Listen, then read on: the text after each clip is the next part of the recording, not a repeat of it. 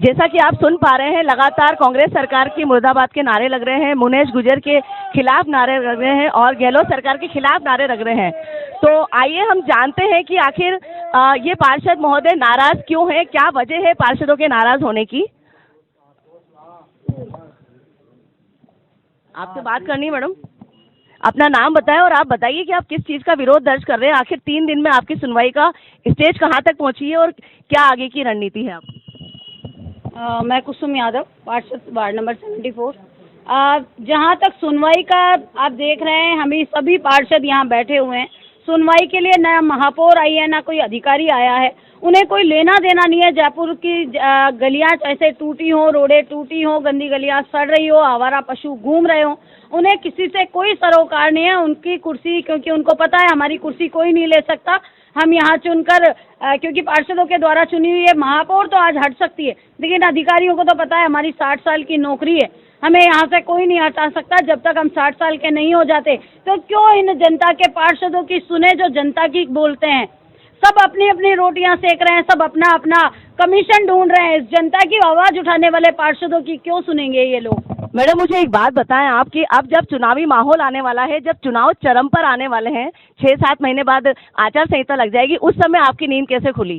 क्या मुनेश गुर्जर जी के द्वारा जो निष्क्रियता पूरे 4 साल तक दिखाई गई, उस समय आप लोगों का 2 साल तक दिखाई गई, उस समय आप सबका जो पार्षदों का ग्रुप था ये कहाँ था। देखिए, हम तो लगातार 2 साल से एक्टिव है, मैं तो 15 साल से एक्टिव हूँ और हम लोग लगातार ऐसे धरने प्रदर्शन करते रहते हैं। ये आप एक बार आज ही आइए चैनल का जो लेके, इनको पता है मैडम को, और ये जो महापौर है ये 2 साल की है, 2 साल की ही रहेंगी। हालांकि अब चुनावी वर्ष नेक्स्ट ईयर है, तो अब इनको लग रहा है कि क्योंकि महापौर को तो पता है मैं तो चुनाव लड़नी नहीं हूँ, ये कुर्सी मुझे साल भर जमा के रखनी है, तो ये इस कुर्सी पर बैठ के उसका आनंद ले रही है, जनता की समस्याएं नहीं सुन रही है। और भारतीय जनता पार्टी का पार्षद भले ही सत्ता में हो या विपक्ष में हो, कभी शांति से नहीं बैठता, अपनी जनता के बीच रहता है, और अगर विपक्ष में होता है और कोई गलत काम हो रहा होता है तो उसके अन्याय के खिलाफ हमेशा आवाज उठाता है। सर, आपकी जो मांगे हैं उनको एक बार बिंदुवार अगर आप बता पाएंगे तो बेहतर होगा। हमारी मांगे हैं, वार्डों के काम हो, वार्डों का विकास हो, लाइटें लगे वार्डों में, सड़क और सीवर, गंदी गलियां साफ हो, ये हमारी मांगे हैं।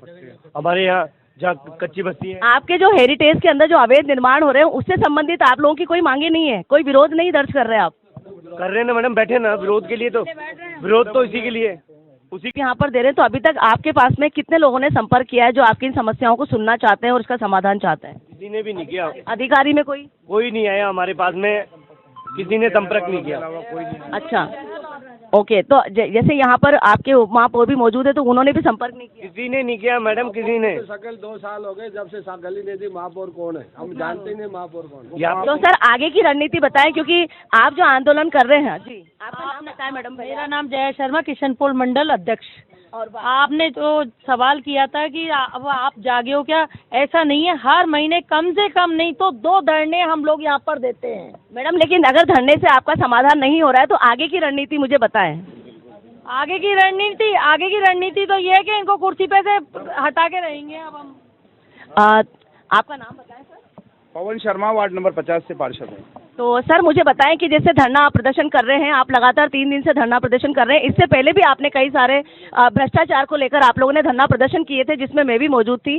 तो जब इनके ऊपर कार्रवाई नहीं हो रही तो आगे की रणनीति के लिए आप लोगों ने क्या अपना वो इंतजाम किया है? देखिए, हम जयपुर हेरिटेज नगर निगम के पार्षद हैं। हम हेरिटेज नगर निगम का विरोध प्रदर्शन कर रहे हैं और भारतीय जनता पार्टी के कार्यकर्ता हैं। सबसे पहले हम भारतीय जनता पार्टी के कार्यकर्ता हैं। राजस्थान में जिस तरह से गहलोत सरकार फेलियर सरकार रही है, भारतीय जनता पार्टी की पूरी एक स्ट्रेटेजी, एक योजना बन चुकी है। पूरे एक मंडल स्तर नहीं, वार्ड स्तर पे जन आक्रोश रैली के रूप में निकलने वाली है। जल्दी आपको उसका परिणाम नजर आएगा। वार्ड स्तर पर जन आक्रोश रैली निकलेगी। हम एक कॉलोनी में, एक रोड पर जाकर गहलोत सरकार की फेलियर उसको बताएंगे कि किस तरह से गहलोत सरकार फेलियर रही है, इनका कुशासन रहा है, और इनकी नीतियों को बताएंगे कि इन्होंने किस तरह से जनता के अहित का काम किया है। हित का काम तो किया ही नहीं, अहित का काम किया है। कोई विकास कार्य नहीं हुए। गहलोत सरकार हम 2 साल खाली लड़ने में रही है, और ये जो जयपुर हेरिटेज नगर निगम है वो भी राजनीति का शिकार हुआ है। यहाँ 4-4 MLA चार एमएलए अपनी धाक के कारण मेयर साहिबा मोम की गुड़िया बनी हुई है। सर जी, कई सारे पार्षदों ने कहा कि यहाँ पर जो 4 एमएलए उनका दबाव है, जो प्रभावशाली लोग हैं उनका दबाव है, इस वजह से काम नहीं होता। तो सर मैं जानना चाहूंगी कि सबसे पहले तो आप उनके नाम बताइए जो प्रभावशाली लोग हैं, ताकि उनका नाम खुलकर सामने आ सके। मैं सुभाष व्यास, पार्षद, वार्ड नंबर 34, नगर निगम हेरिटेज से। हेरिटेज नगर निगम जब बने थे, 2 निगम बनाने का जो उद्देश्य इनका था, तो साफ जनता को पता था कि एक हेरिटेज निगम में वार्डों का जो सीमांकन इन्होंने किया वो अपने हिसाब से किया, 2-2, 3-3 हज़ार के वार्ड बना के इस नगर निगम हेरिटेज का इन्होंने गठन किया, जिसका उद्देश्य ये था कि कांग्रेस का बोर्ड बनाना। जब से 2 साल में जो कांग्रेस का बोर्ड बना, इस नगर निगम को इन्होंने नरक निगम बना दिया। हर वार्ड के अंदर गंदी गलियां हैं, सुअर की प्रॉब्लम है, जानवरों की प्रॉब्लम है, पूरा शहर गंदा है। इतना हेरिटेज इसका नाम दिया है, जिस हिसाब से हेरिटेज नगर निगम, उस तरह से इसकी जो सुंदरता है उससे इन्होंने खिलवाड़ किया है 2 साल के अंदर।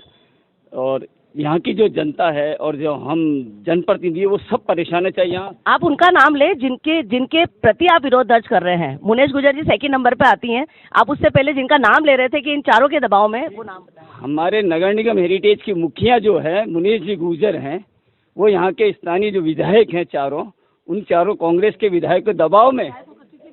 हाँ बिल्कुल, हाँ, प्रताप सिंह जी, महेश जी जोशी, अमीन काग जी, रफीक खान जी, ये 4 कुर्सी के 4 पाए जो इस कुर्सी को बचाए हुए। कभी ये खींचता है, कभी ये खींचता है, कभी ये खींचता है।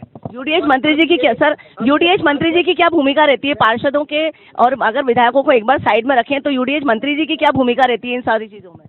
वो सरकार के साथ है। नहीं, वो सरकार के साथ है तो सरकार तो आप लोग सब मिलकर बनाते हैं ना, तो ऐसी स्थिति में आपने वहां तक अपनी बात पहुंचाई? क्योंकि हम बात पार्टी की नहीं कर रहे हैं, मंत्री पद की कर रहे हैं, जिसपे किसी की कोई पार्टी नहीं होती। तो क्या वहां तक आपकी बात पहुंची है? बिल्कुल पहुंची, हमारी बात वहाँ तक पहुंची। वहां से आपको क्या जवाब मिला है? अभी कोई जवाब नहीं आया। जवाब तो यहीं से नहीं आया तो वहाँ से कहाँ आएगा? अभी हम 3 दिन। नगर निगम हेरिटेज की जो मेयर है मुनेश गुजर, वो आज भी मौन है।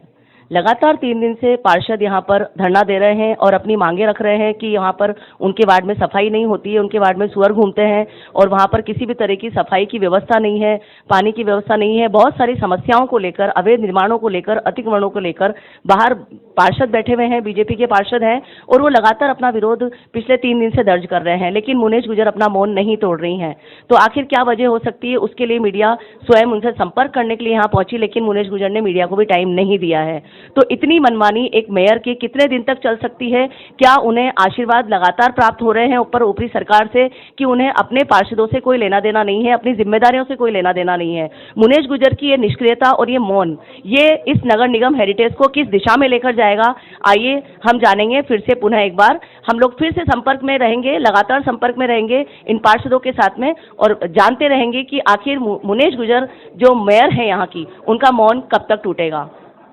अभी हम बात कर रहे हैं नगर निगम हेरिटेज के जो कमिश्नर महोदय हैं विशाल मीणा जी से, कि नीचे जो पार्षद 3 दिन से अपनी बात रखने के लिए यहाँ पर बैठे हुए हैं, तो उसके लिए कमिश्नर साहब अपने क्या बात कहना चाहेंगे?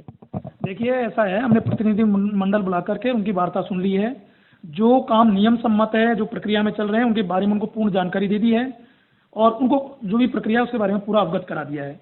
उसके बाद भी चूँकि अब ये लोकतंत्र है, कोई बैठना चाहते हैं तो उसका तो कोई उपाय नहीं। बाकी हम जो काम है वो अपने पूर्ण कर्तव्य निष्ठा से हम अपना दायित्व का निर्वहन करते हैं। तो सर, जैसे गंदगी तो अभी भी वार्डों में मौजूद है, तो उससे संबंधित बात हम करना चाहेंगे। इसके अलावा अतिक्रमण और अवैध निर्माण लगातार हेरिटेज में चल रहे हैं, उसको भी लेकर वो विरोध दर्ज कर रहे हैं, और अभी इस समय जब वो यहाँ बैठे हैं तो भी चल रहे हैं। उस बारे में क्या कहना चाहेंगे सर? देखिए, उनके संबंध में संबंधित अधिकारियों के साथ में बैठ करके विस्तार से चर्चा हुई है। जो इश्यूज उन्होंने बताया था, उन इश्यूज के संबंध में जो भी अधिकारी हैं वो अपना काम करने की कोशिश कर रहे हैं, प्रयास कर रहे हैं, और निश्चित रूप से जहाँ भी इस प्रकार के और कोई इश्यू आएंगे उनको भी रिजॉल्व करेंगे। सर, उनका कहना है कि हमारी मांग पूरी नहीं हुई तो हम यहाँ पर 1 लाख लोगों को इकट्ठा करेंगे, सारे वार्ड के लोगों को ले आएंगे। तो ऐसी स्थिति में आपकी तरफ से क्या रणनीति रहेगी? देखिए, इसमें ऐसा है, लोकतंत्र है, लोकतंत्र में आदमी को अपनी बात रखने का पूरा अधिकार है, ये उनकी इच्छा है। हम अपनी ओर से अपना दायित्व का बखूबी निर्वहन कर रहे हैं। Thank you very much.